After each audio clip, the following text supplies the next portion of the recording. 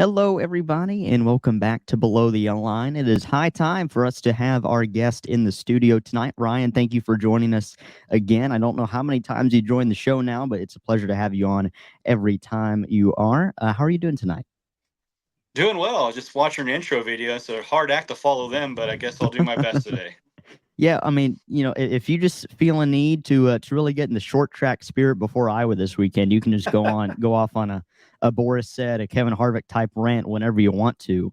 But you will be in Iowa. I can't tell you how many corn themed posts that I've seen this weekend from team social media interns. It's getting a little old at this point, honestly. But we are going to Iowa this weekend. Of course, Cup making their debut there. Xfinity's there, and ARCA is there with you. But it's been a couple races for you since we've talked. You went to Kansas, you went to Charlotte, two pretty fast mile and a half. So let's lead off with that. How was Kansas? How was the other track that everybody makes corn jokes about? Yeah, fair enough. Kansas was a learning experience to say the least. We were blessed to have a whole, not a whole day, but quite a few hours a day before the race to actually get practice in there. ARCA twice a year holds individual practice sessions for us, one at Daytona, one at Kansas. So we took full advantage of that. Definitely learned a lot during that session that transferred over to the race. I think we fought a car all day that was either tight or loose or in between. It's kind of it's kind of everywhere. We were taking swings, and I did like I said, I did a lot. I did a lot of learning. It's unfortunate to blow a tire early on in the race. Definitely sets the tone, not in a good way, but we rebounded from it and did the best we could with what we had and what we brought to Kansas. Hopefully, I'll get a chance to go back and reattack that one. That's a race that felt maybe got away from me a bit, and I hope I get a chance to go back soon. I know we got another race there this year. Hopefully, I'll be able to go back and take what I learned there and do a lot better. So a couple of the races you ran earlier in the year, you ran Phoenix, you ran Daytona, and a misconception that I hear a lot from new fans or maybe people that aren't NASCAR fans is every oval track is the same. We all know that couldn't be further from the truth. Martinsville, Phoenix don't drive anything alike. Daytona and Charlotte don't drive anything alike. So just for people maybe that aren't diehard race fans or drivers like you and I, um, what are the big differences when you go to a big fast mile and a half like Kansas opposed to a bigger track like Daytona or opposed to a shorter oval like Phoenix? What are the bigger differences in trying to set up the car and then how you attack it as a driver as well? Yeah, I mean Daytona, Phoenix, and Kansas. Talk about three completely different tracks. Daytona, it's all about the draft, right? If you lose it, you're out. Hopefully, you pick it up again. It's keeping your foot in it the whole time, and really just having nerves of steel with cars all around you going three wide in the middle coming out of four was interesting to say the least. But then you talk about Phoenix, like yeah, it's an oval. It's a weird oval with that dog leg. It's kind of hard to call it an oval, but the banking is basically not there.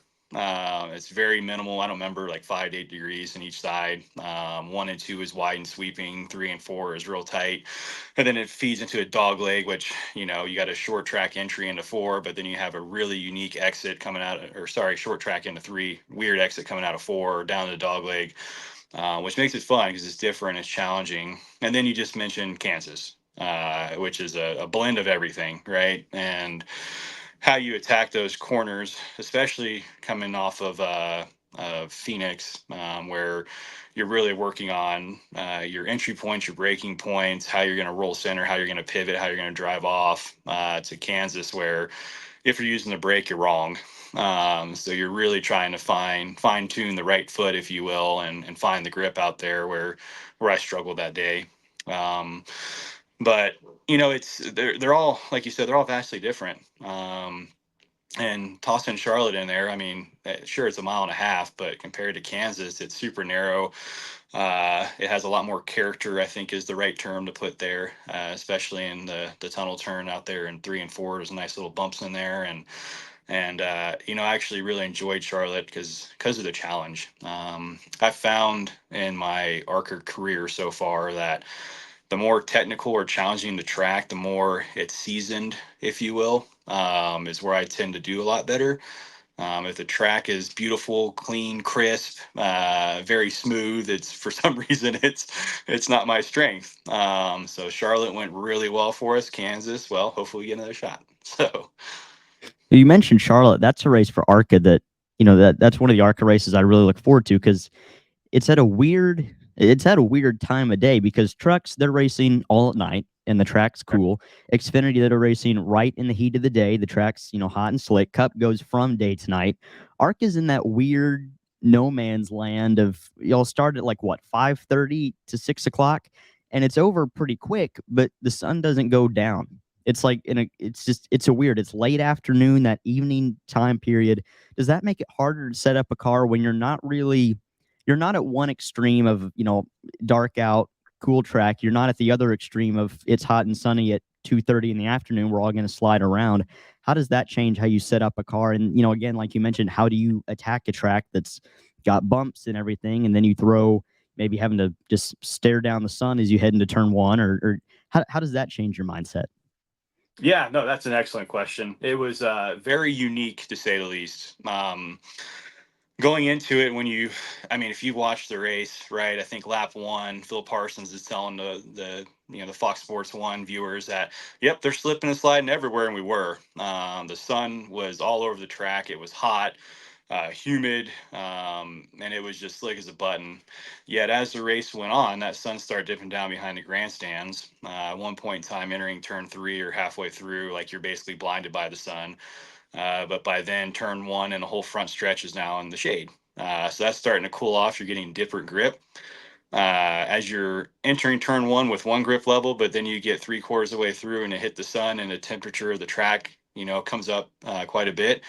Now the car's sliding around again. So it's definitely a challenge. It's stuff that you really have to look for or pay attention to.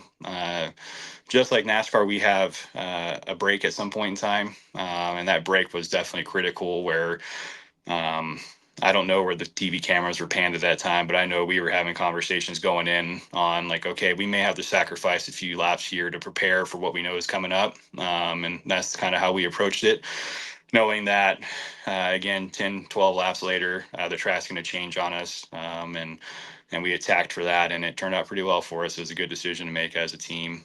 We got a good finish out of it.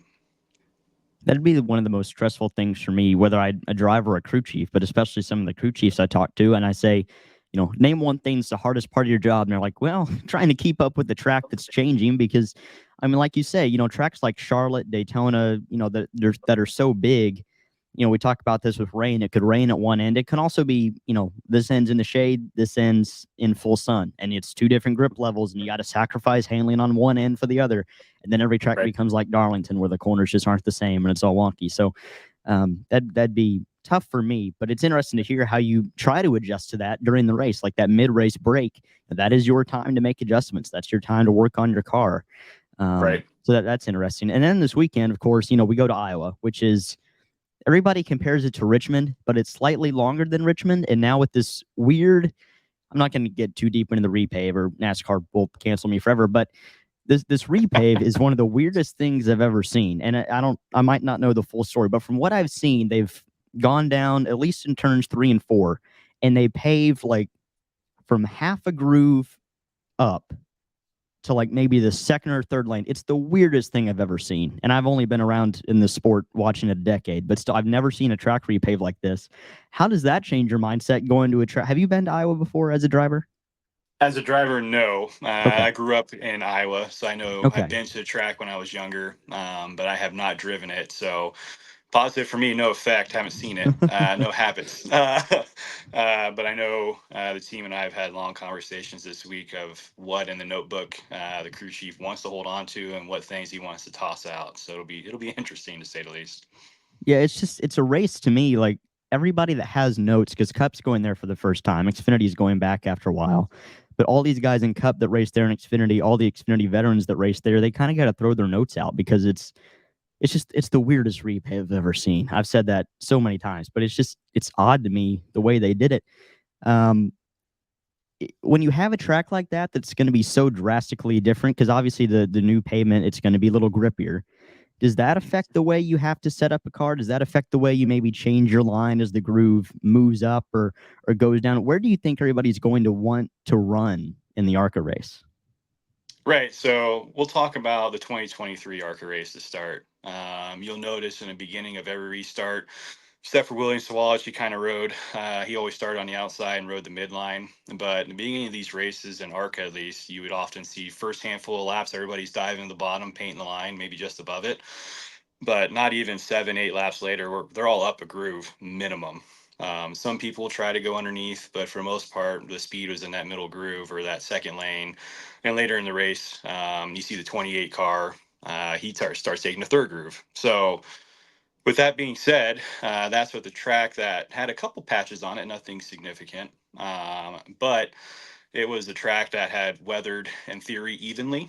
I know there's some more bumps toward the top versus the bottom. The tunnel that's in the middle of 1 and 2 apparently is very noticeable on the track. I don't know what it is now. I'll find out. But you take what they were racing before, and then you put this new pavement down, and where it's put at makes me think that that's where we're all going to be, is probably toward the bottom.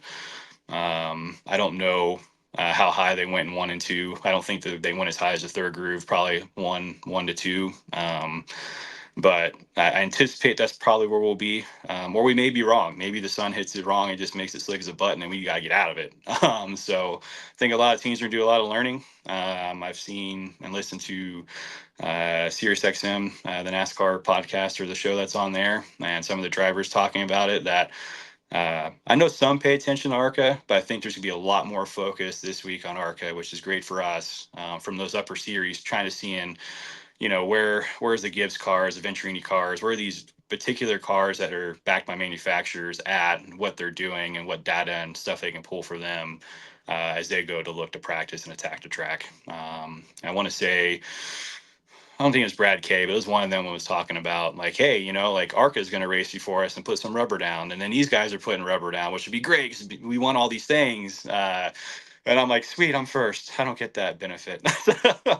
But no, I think it'll be exciting. I think there's gonna be a lot of eyes on us. I know Xfinity and Cup already sold out. ARCA, we're not there yet, but we're probably getting pretty high. So definitely exciting for the race overall, and exciting to bring the whole series, not just ARCA to Iowa. It'd be great. It's going to be really fun. I think the only way that this weekend could get better from maybe a promoter or a fan perspective is if they could somehow logistically bring that IndyCar doubleheader to the same weekend. I mean, it'd be a mess probably for everything logistical, everything sponsor wise. But can you imagine ARCA Friday night? Bring the trucks too. Why not? ARCA and trucks Friday. Put an IndyCar Right. race Saturday. Xfinity Saturday. Put an IndyCar race in the day Sunday. Finish Cup. I mean, goodness, security people would be exhausted. But Yeah. that'd I think be those be a stands, fun the stands time. only hold like 30,000 people. That would be Yeah, good that luck. would be it'd be Uh, hilarious to me to see like an IndyCar fan show up on the wrong day too, and they're just watching an ARCA race and they're just confused and vice yeah. versa. Anyway, but yeah, this whenever we were in St. Louis, whenever I was in St. Louis and trying to get interviews with drivers and everything, and the one question that they were always getting asked, it seemed to me like if it wasn't about Kyle Larson's waiver, it was about what do you think about the Iowa repave, and everybody had kind of varying opinions on it. Denny Hamlin just doesn't like anything being repaved at this point. I think if his the street he lived on got repaved, he'd have beef with Marcus Smith about it. But this was it was interesting to me to hear all these different opinions on it, and now hear yours. I think it is really going to affect where these guys run. And you talk about the rubber being laid down. Do you think there's going to be less rubber laid down on the bottom even if everybody's there just because that's new pavement? Do you think that could help move the groove up? That's a great question. I'm not sure. I'm not sure how well it's going to take the rubber. And again, I think it's gonna be a lot of us learning as we get out there and seeing what's happening. I'm definitely not as bad as Denny when it comes to repaves, but I will say that I like tracks with character. And if they're a little seasoned, it tends to help me out. It tends to be where I perform a little better. But nevertheless, definitely excited about this one, especially growing up in Iowa and being able to go back to the hometown and do some racing. So it's gonna be exciting. Yeah, it's gonna be fun. Yeah, I like that you mentioned tracks of character. It's got me thinking about like a cast iron skillet down here. Like you gotta never wash the cast iron skillet is the equivalent of never repave Atlanta. I guess that's the best thing I can think of. Atlanta was the cast iron skillet of NASCAR, but I think that one's worked out pretty well. That turned At out pretty least good. I Yeah. think that one was a win. You mentioned going back home, and I saw I don't know if anybody else saw this, but you had a really good feature in the VFW magazine a few weeks ago. Had a good story there. Got your shirt on, doing some good representing. So what does this race mean going back home? It's always cool to see a driver go back to their home track and have a bunch of fans, friends and family in the stands. So what does this race mean going back home for you? Yeah, it's definitely huge. My story in racing starts in Iowa, and it starts at Knoxville. Right, I grew up around sprint cars, did sprint car racing for a long time. So getting the opportunity to go back to Iowa and do something completely different is definitely exciting. I think I was telling a buddy earlier that I've been to the track in Newton. I've seen it, but I've obviously never raced it. So it's going to be fun in that regard. Gosh, I graduated high school a very long time ago. I'll just leave it at that. So going back and seeing some of those old buddies out there, and seeing them at the races, and some of them are who I was with when I was younger, and with their dads who were racing, and learning the sport from, and now they're seeing me many years later race at this level, at this track is exciting for everyone. It's always cool to hear, those stories of drivers going back home. It's always fun when they, have a really good weekend at that track. Denny Hamlin has practically owned Richmond and Martinsville. You had Jeff Gordon, Jimmie Johnson. Whenever they won Indianapolis or California, it was always a big deal. So it's always fun to have to go back home as a driver, I'm sure, and look up in the stands and see some familiar faces. My last question, of course, it's completely unrelated to anything that we've talked about over the last 20 minutes or so, but all the talk after Charlotte and going into St. Louis was about Kyle Larson, the Indy double, the waiver, all that. I want to get your opinion here, not on the waiver, because I don't want you to get in trouble with anybody, and everybody's already been asked about that. Right. If you were to run the Indy Charlotte double, I mean, do you think? I mean, I don't know if you want to do it or not, but say you definitely did want to do it. Where do you think you would finish at Indy, and where do you think you could finish at Charlotte? I'm just, completely random. I know, unrelated to everything. I just want to know.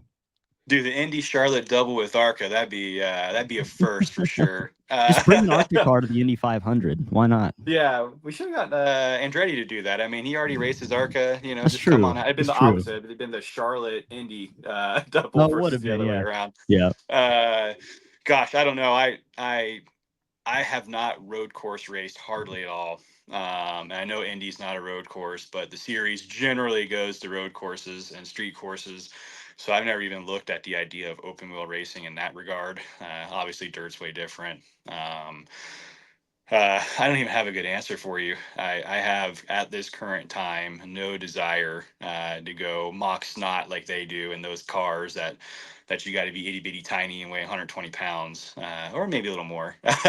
And I'm very happy where I'm at in stock cars, and I don't think that'll be quite for me. So if it did happen, I'd probably be in the very back of the Indy car just watching, uh, with my hair on fire, or my lack thereof hair, and then in stock cars, obviously the best we can do there. So Yeah, it'd be interesting to me. You talk about Marco, like I would love to see him, try that. I was just wondering because all the talk after Charlotte was, what'd you think about Kyle Larson's double? I almost got sick of hearing it. Like, yeah, it got clicks, it got views, it was great, but at the same time, it's like, all right, it was great, but we're going to St. Louis this weekend. Let's talk about this race. Let's talk about Charlotte, something, please. But it's just interesting to me to hear like how impactful that was for everybody, for motorsports. It was a great story there. You mentioned having to fit in one of those cars and all that. I saw somebody post something about, Michael Waltrip's like 6'7". He's ridiculously tall. yeah. Somebody edited him in an Indy car and said, yeah, this is what Michael Waltrip would look like in an Indy car. And it was just some ridiculous image. But you're right. Like the way it breaks my brain almost how fast those things go.